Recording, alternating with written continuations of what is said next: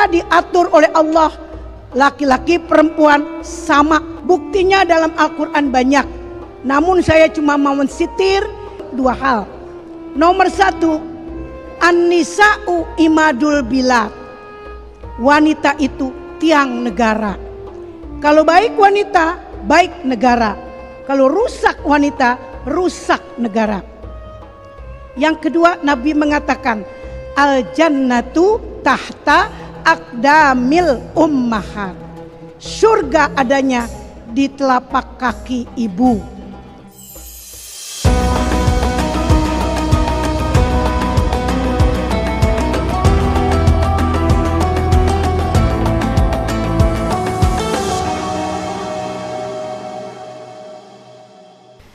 Ibu-ibu sekalian, bismillahirrahmanirrahim. Alhamdulillahirabbil alamin.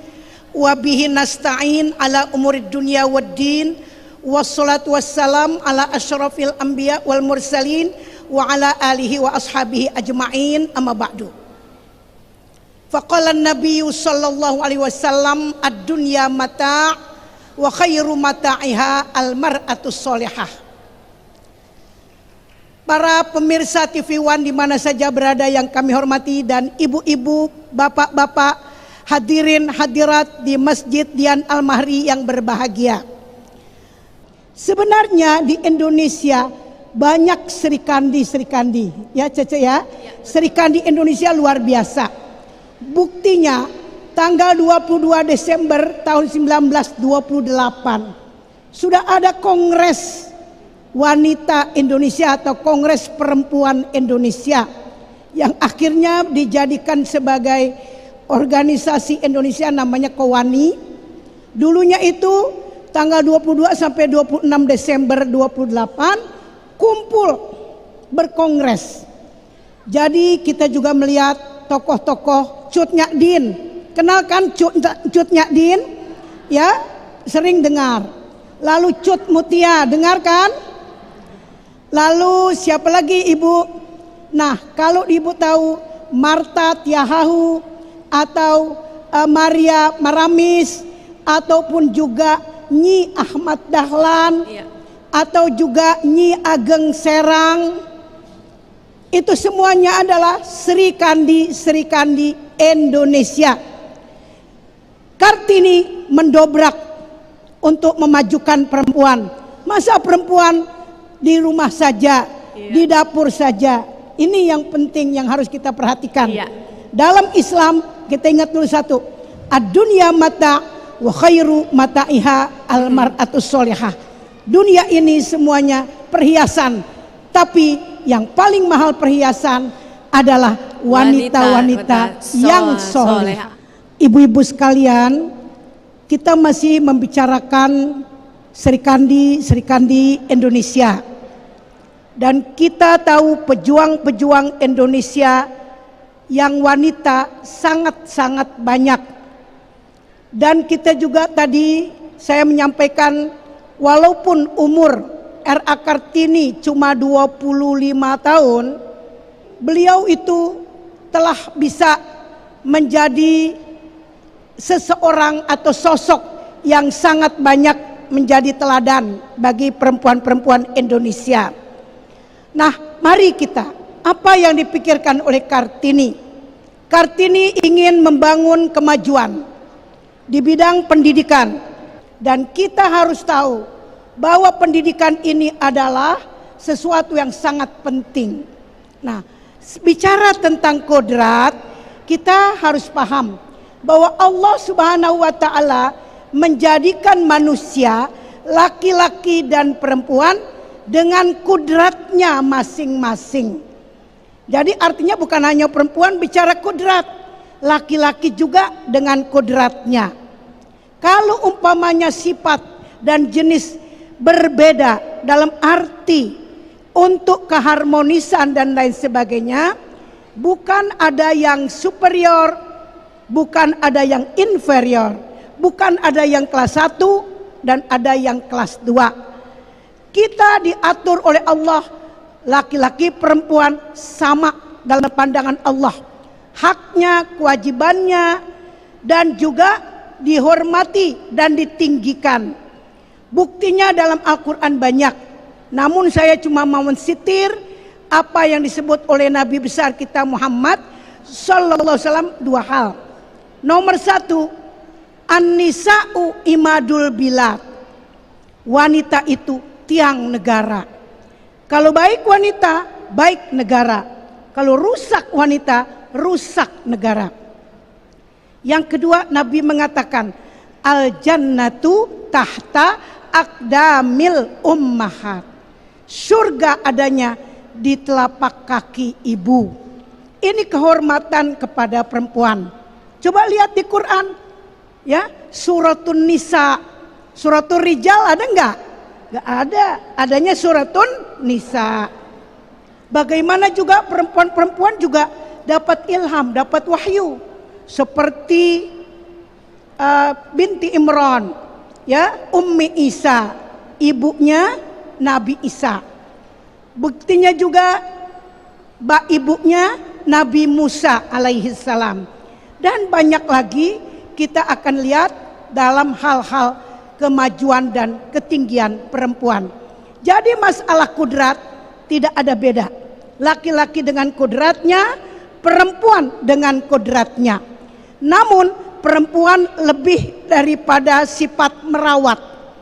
Akhirnya perempuan memang diberikan kehormatan untuk selalu dijaga, dihormati, dimuliakan. Lihat Nabi kita pesan-pesannya dalam Hajjatul Wada, sangat penting buat perempuan. Ibu, agama lain tidak memberikan urusan agama pimpinan kepada perempuan. Namun dalam Islam tidak dibedakan. Amar ma'ruf nahi munkar, bisa laki-laki, bisa perempuan. Ini perhatikan, mudah-mudahan ini menjadi maklum bagi kita. Coba yang lain nggak ada, di agama lain tidak. Tapi di Islam silahkan majukan. Wal mu'minun wal mu'minat ba'duhum awliya'u ba'din. Mukmin laki, mukmin perempuan, setengahnya memimpin setengah yang lain. Untuk ya'muruna bil ma'ruf wa yanhauna 'anil munkar wa yuqimuna shalah wa yu'tuna zakah wa yuti'unallaha wa rasulahu ulaika sayarhamuhumullah. Perempuan mukmin, laki-laki mukmin, perempuan mukmin, setengahnya membantu setengah yang lain. Bukan laki-laki saja membantu perempuan atau sebaliknya, setengah membantu setengah yang lain. Untuk apa? Amar ma'ruf, memerintah yang ma'ruf, tegakkan ma'ruf, cegah kemungkaran. Kemungkaran dicegah bersama-sama. Dirikan sholat, tunaikan zakat, dan taat kepada Allah dan taat kepada Rasul. Ulaika sayarhamuhumullah. Mereka itu mendapat rahmat dari Allah. Ini jangan lupa, Islam yang mengangkat derajat perempuan yang pertama. Dulunya kita dijual perempuan, diwarisi, dijadikan budak, dihinakan, dikubur hidup-hidup. Tapi Islam bawa kita ke tingkat derajat mulia, tidak dibedakan.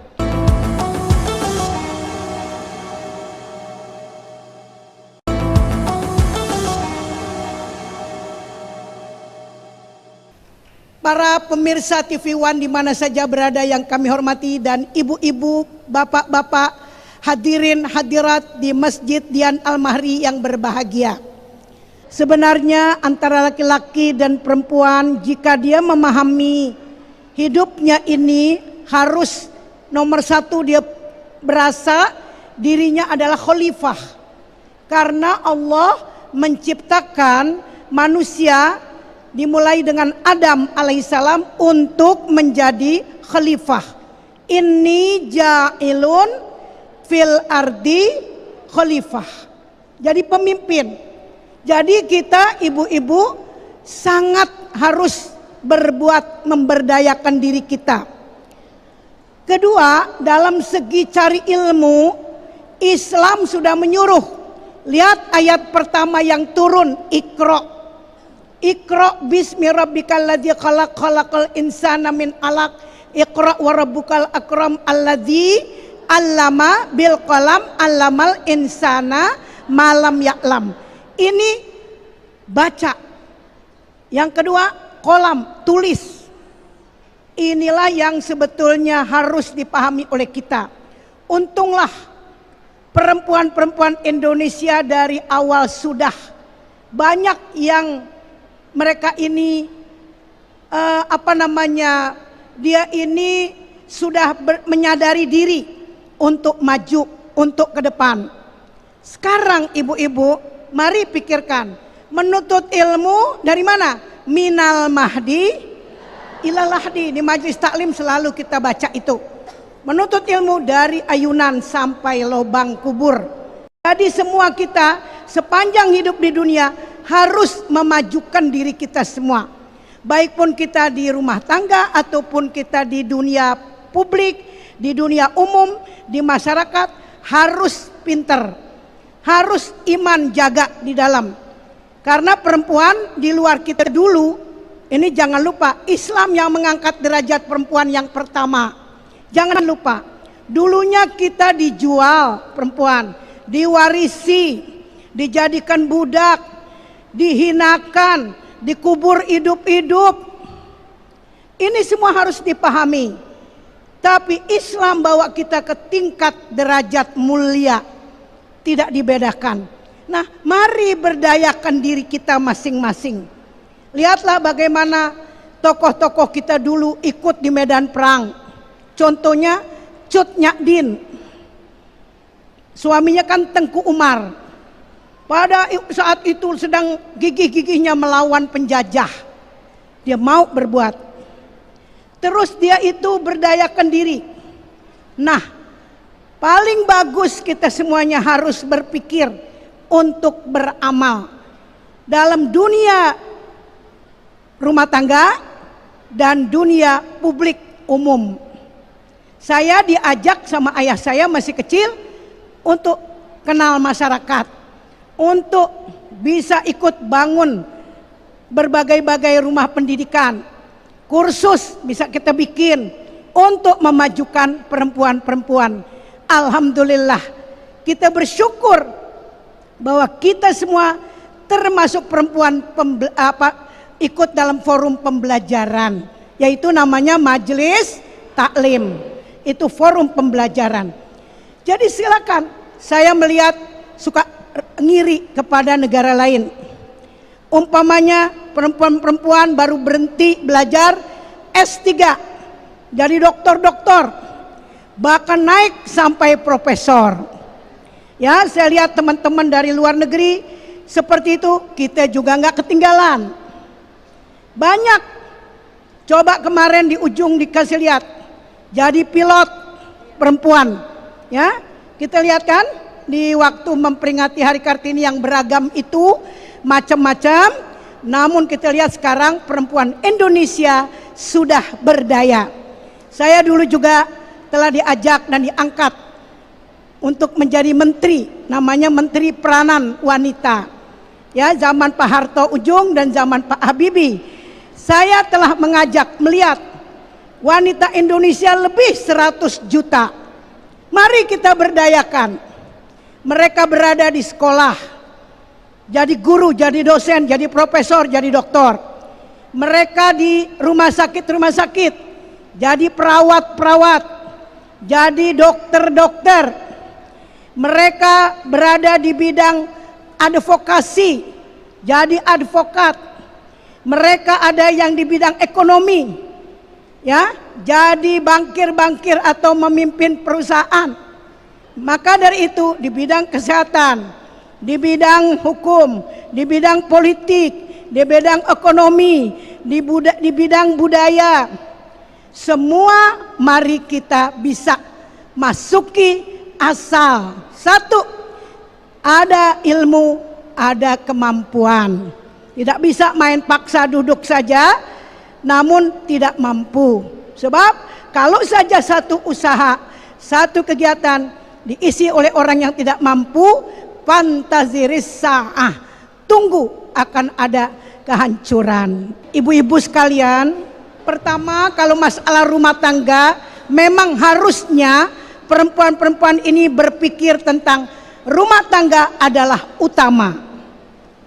Dia bisa menenangkan suaminya, dia bisa cerdas, dan kalau suaminya mengajak diskusi, jangan nggak nyambung sama kita. Ya karena kita nggak pernah pinter, nggak baca apa-apa, nggak bisa nulis dan nggak bisa apa, nggak nyambung. Jadi suami-suami banyak nggak betah kalau istrinya kagak diajak bicara, kagak nyambung. Yang kedua juga harus belajar dari ilmu pengetahuan yang great anak-anak kita, supaya anak kita lagi kerjakan kerjaan rumah, ibu temani, ibu dampingi. Namun tidak dihalangi perempuan berkarya, perempuan hebat. Lihat perempuan-perempuan tokoh-tokoh Islam. Ada Khadijah, ada Siti Hajar, ada Aisyah, ada Fatimah, ada Sofiyah. Semua orang jago-jago lah kita katakan. Pinter-pinter, hebat-hebat. Orang yang tegar kayak Siti Hajar. Ya, orang yang pandai dan berusaha setia suami Khadijah dan lain-lain. Ini kan luar biasa. Memang wanita, Bu, sebenarnya saya baca di dalam berbagai buku, di luar Islam yang pertama dihinakan, yang kedua didewa-dewakan, yang ketiga disamaratakan.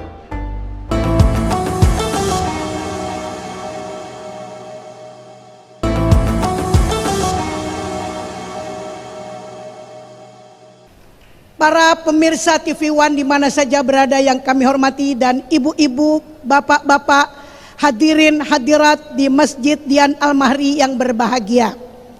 Baik ibu-ibu sekalian, memang wanita, Bu, sebenarnya saya baca di dalam berbagai buku, di luar Islam yang pertama dihinakan, yang kedua didewa-dewakan, yang ketiga disamaratakan. Sekarang di era industri, kita melihat wanita kok jadi kepisik gitu, ke otot. Jadi tukang beca, jadi supir truk, jadi apa? Kenapa? Tidak memanfaatkan akal ilmu pengetahuan. Sebenarnya saya pernah juga belajar dan ikut training di Eropa berkenaan dengan kemajuan dunia di era global dan bagaimana wanita di mana tempatnya. Masa depan memang wanita banyak dibutuhkan untuk lapangan-lapangan pekerjaan. Tetapi semua dengan jari yang lembut, tekan tombol, gedung 12 tingkat bisa hancur hanya dengan tekan tombol. Alat komputer perempuan banyak digunakan. Namun ini semua karena berkat kesabaran, keuletan, ketekunan. Disitulah tempat perempuan. Jadi kalau ibu pakai otot di era industri, kita sekarang semakin kebablasan. Ambil contoh, mobil bagus baru bisa dipajang kalau ada perempuan sudah roknya rok mini, jual paha dulu, jual dada dulu. Ini adalah perempuan dihinakan. Perempuan disamaratakan dengan barang dagangan. Ibu-ibu, mari kita cari mana yang lebih manfaat, aman, di mana tempat kita mesti.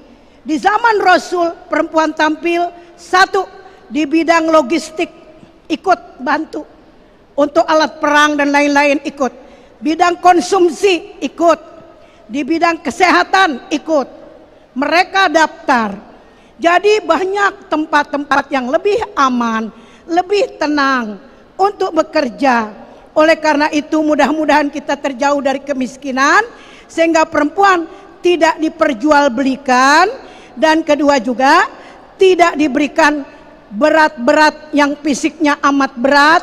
Dia sendiri sudah melahirkan, dia sendiri sudah mengatur rumah tangga. Haruslah dipilihkan mana yang lebih aman buat perempuan.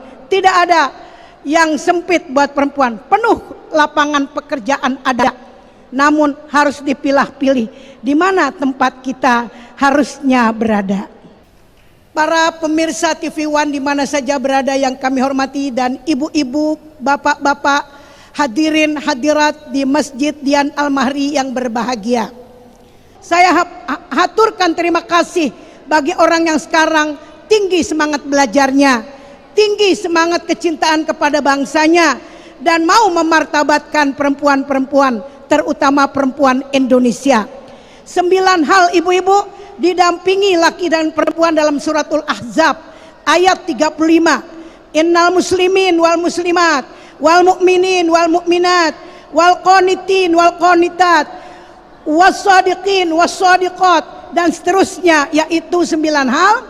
Muslim laki, muslim perempuan, mukmin laki, mukmin perempuan, orang yang setia loyal, dan juga perempuan yang taat setia loyal. Yang keempat, dia ini jujur. Yang kelima, dia ini sabar. Yang keenam, dia ini khusyuk. Yang ketujuh, dia ini bisa, yaitu murah dermawan. Yang kedelapan, dia ini adalah orang yang suka jaga diri, jangan sampai hancur rumah tangga. Dan yang kesembilan, dia zikir kepada Allah yang banyak, baik laki-laki atau perempuan. Disediakan oleh Allah, a'adallahu lahum maghfirah wa ajran azima, dapat pahala yang besar dan ampunan dari Allah Subhanahu wa taala. Amin. Mari ibu-ibu kita berbuat sama kedudukan kita dengan laki-laki dan memberikan yang terbaik bagi bangsa. Mari kita bersama berdoa kepada Allah Subhanahu wa taala agar bangsa kita terhindar dari segala malapetaka dan bahaya. Mari semuanya. Bismillahirrahmanirrahim.